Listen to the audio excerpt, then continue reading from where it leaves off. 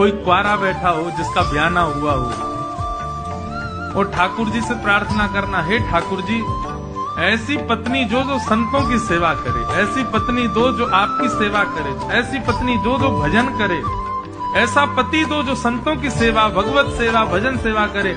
आप विश्वास मानना ठाकुर जी साधारण पति नहीं देंगे, खुद ही आ जाएंगे पत्नी बनके, खुद ही आ जाएंगे पति बनके। क्यों? क्योंकि भगवत सेवा के अधिकार के रूप में कुछ मांगोगे, ठाकुर जी कहेंगे ये मुझसे अच्छा कोई नहीं कर सकता। संत सेवा के लिए पुत्र मांगोगे तो ठाकुर जी कहेंगे मैं ही आ रहा हूं। क्यों? संत सेवा मुझसे अच्छी कोई कर ही नहीं पाएगा। भागवत में वर्णन आता है कि नंद बाबा जब कहीं भी कोई अनुष्ठान करते थे ना, तो संकल्प में क्या बोलते थे?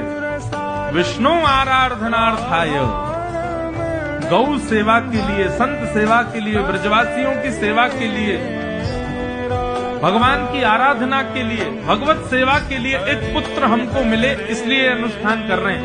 तो भगवान बोले भैया भगवत सेवा, गौ सेवा, संत सेवा, विप्र सेवा ये मुझसे अच्छी कोई नहीं कर सकता, तो रुको मैं ही आ रहा हूं। जन्मे भली देव की वसुदेव क्या, लेकिन आ गए नंद यशोदा की।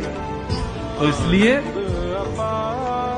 कभी भी कुछ भी मांगना हो ठाकुर जी से खूब मांगो, लेकिन किस भाव से मांगो? ठाकुर जी आपकी भक्ति करने वाले